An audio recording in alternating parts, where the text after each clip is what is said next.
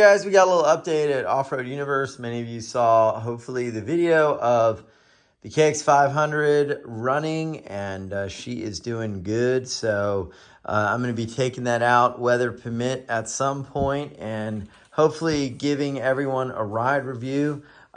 She is now officially off the messy table that she was on, and she is there nestled right next to the Quadzilla and right next to the KTM 440. So all done. Amazing. So very happy with this.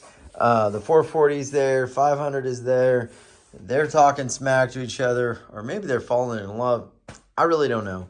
But the next thing to work on here is the 89 KTM 500. Many of you remember this bike. It's dressed up like a 91 just because, you know, I love mint. I'm a sucker for mint and pepper. But one of the things that I'm going to be doing with this bike here is I have a brand new, never installed clutch cover that is the non-magnesium type. And I need to go in and I need to change that out completely. And I need to put the non-magnesium one in there. These came with a magnesium clutch cover that, unfortunately, if you have anything with water in it, basically, which would be your radiator fluid mixed with water, usually 50-50, causes that corrosion, and then they basically don't just clog up or mess up the impeller. They basically start leaking, and this one right here has got that telltale sign of that. Now, what happened was when I got it, I noticed someone had used some epoxy here, probably the steel stick, to fix the corrosion right here, and as you can see, my fingers are a little bit wet. So there's a drip. It lasted for a while, I'll be honest, and I pretty much was okay with it, but now it's got to go. So these are the magnesium. You may say, how do you know you have magnesium? Well, quite clearly right there, it's going to say magnesium. And I believe they stopped doing that probably around either 1991 or 92. I'm not sure. I have a 92 clutch cover in the barn at the family ranch, and I think it's the magnesium one, but I'm not sure. So definitely, this being an 89, they had the magnesium, and luckily I've been able to get another one here. I'll show y'all, not that you need to see it, but it's sitting on the table here. And this was a brand new OEM eBay find years ago, just kind of cheap and sitting there. And you can see it doesn't say magnesium. So if you're wondering, as long as you don't have that magnesium lettering right there, you're good. This has got everything except for some seals I got to press on, but that's going to go on there, and then we're going to move forward. So the next projects are, I got to clean up all this mess because getting this KX500 done was a bear. It's done.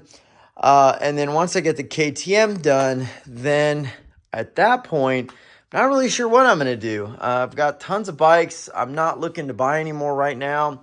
I may just kind of circulate these big bores for a little while. KTM 500, KX500, 440, and then also the KTM 550, and at least ride them around a little bit and get a feel for each one of them. Maybe I can do a little bit of a detailed review or something for y'all.